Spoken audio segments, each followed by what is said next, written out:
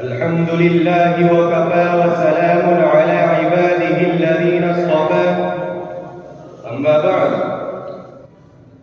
Stage پر رونق افروز میرے مشفق اور مربی اساتذہ اکرام، حضرات حکم صاحبان اور سامعین ذی وقار، آج کے اس عظیم الشان اردو مسابقہ خطابت میں آپ حضرات کے سامنے ان جاہلوں اور ظالموں کو بے نقاب کرنا چاہتا ہوں کہ جنہوں نے نکاح جیسی عظیم عبادت کو مشکل بنا کر اور جہیز جیسی ظالمانہ رسم کو اختیار کر کے ہمارے مسلم معاشرے کو تباہ و برباد کر ڈالا.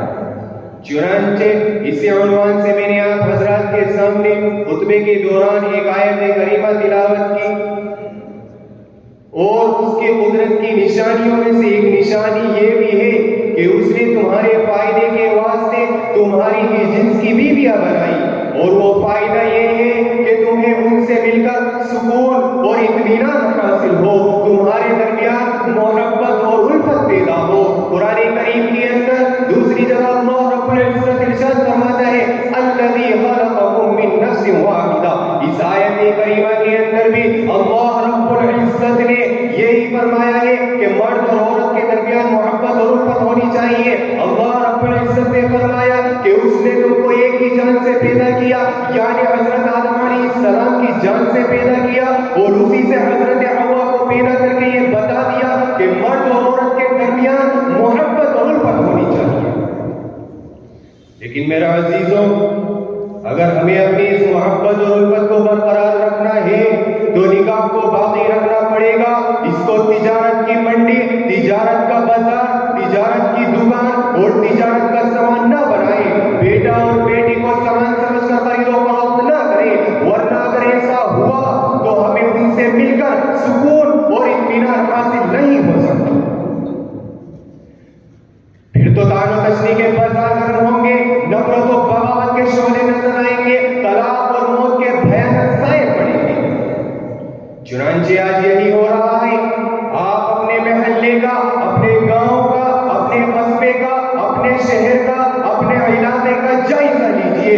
اخبار کی سرخیوں کو پڑھیے. دن پر دن اخبار کی سرخیوں میں یہی پڑھنے کو ملے گا کہ فلاں بیوی کو تیل چھڑک کر اس لیے جلا دیا گیا کہ وہ منہ مانگا جہیز نہ لا سکی. فلاں بیٹی کے باپ نے اس لیے خودکشی کر لی کہ وہ منہ مانگا جہیز نہ دے سکا. فلاں بیٹی کے باپ نے اپنی بیٹیوں سمیت اس لیے خودکشی کر لی اور اس لیے زہر کھا لیا کہ وہ اپنی بیٹیوں کو جہیز دینے کی ہمت نہیں رکھتا تھا، اور اپنی بیٹیوں کو جہیز دینے کی ہمت نہیں رکھتا تھا. ان جاہلوں اور ظالموں کی مانگ کو پوری نہیں کر سکتا تھا جو اپنی من مرضی کے مطابق جہیز مانگتے ہیں، جو منہ میں آتا ہے مانگ لیتے ہیں. اور اب تو حد یہ ہو گئی ہے کہ شادی کے اندر 4 ویلر بھی مانگی جائے. معاشرے کے نوجوانوں، جہیز کے بھکاریوں، کچھ تو شرم غیرت کرو. تمہاری وجہ سے کتنی بیٹیاں بن بیاہی بیٹی ہوئی ہیں، کتنی بیٹیوں نے خودکشی کر لی ہے، کتنی بیٹیوں نے زہر کھا لیا ہے، کتنی بیٹیوں نے ندی میں کود کر اپنی جان گنوا دی ہے. چنانچہ یاد کرو گجرات کا وہ منظر کہ احمد آباد کی رہنے والے عائشہ بانو نے اپنی سسرال والوں کے برے سلوک اور جہیز کے مطالبے کو لے کر تنگ آ کر ندی میں کود کر اپنے خودکشی کرنے کے اس واقعے کو کہ جس نے پورے گجرات کو ہی نہیں بلکہ پورے ہندوستان اور پورے بر صغیر کو ہلا کر رکھ دیا تھا. پورے بر صغیر اور پورے ہندوستان کے چپے چپے اور گوشے گوشے سے یہی آواز آ رہی تھی کہ عائشہ بانو نے صرف جہیز کے مطالبے کو لے کر ندی میں کود کر اپنی جان گنوا دی.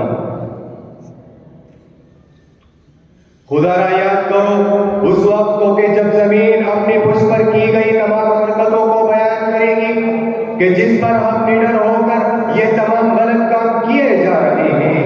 کل قیامت کے دن وہ ہماری ان سب حرکتوں کو تمام دنیا کے سامنے بیان کر دے گی. اس لیے میرا عزیزوں، ہمیں چاہیے کہ ہم اس جہیز جیسی ظالمانہ رسم کو ختم کریں. اللہ تعالیٰ ہم سب کو ان تمام باتوں پر ثابت قدم رہنے کی توفیق عطا فرمائے. واقعہ